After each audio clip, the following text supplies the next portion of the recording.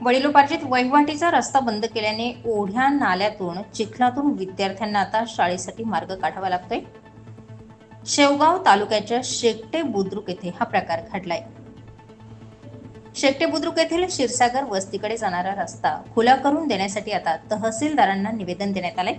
हा रस्ता खुला न केल्यास 25 जुलै रोजी तहसील कार्यालयापुढे गुराढोरांसह वस्तीतील लोक आमरण उपोषणाला बसणार असल्याचा इशारा देखील निवेदनाद्वारे देण्यात आलाय। शेवगाव तालुक्याच्या शेकटे बुद्रुक येथील क्षीरसागर वस्तीवर जालिंदर क्षीरसागर व 7 ते 8 शेतकऱ्यांची शेतवस्ती आहे। जवळूनच जाणारा रस्ता हा बंद केल्यामुळे क्षीरसागर तसेच आजूबाजूच्या शेतकऱ्यांना नाहक मनस्ताप सहन करावा लागतोय। शालेय विद्यार्थ्यांना शेजारीच असणाऱ्या ओढ्याच्या चिखलातून रस्ता काढत शाळेत जावं लागतंय। हा रस्ता बंद असल्याने शेतकरी तसंच विद्यार्थ्यांवर अतिशय बिकट अशी अवस्था उद्भवली।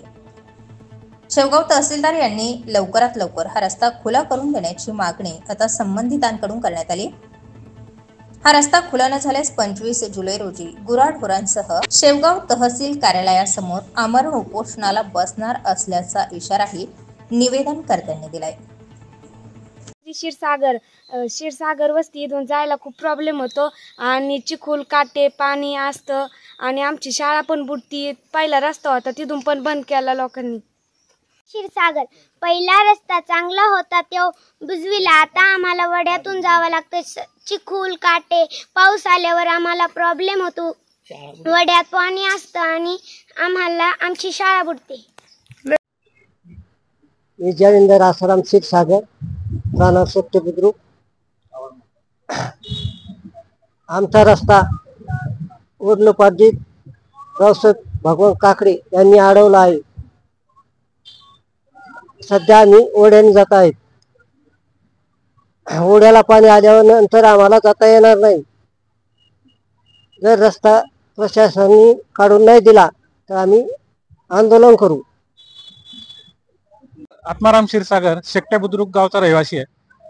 आमच्या शेताला जाणारा रस्ता जो वडिलोपार्जित होता, पूर्वज त्या रस्त्याने वापर करत होते, पण अचानक काही दिवसापूर्वी एका शेतकऱ्याने आडमुठेपणाची भूमिका घेऊन तिथे खड्डा खांदून तिथे आडवे गोष्टी तिथे टाकलेल्या आहेत।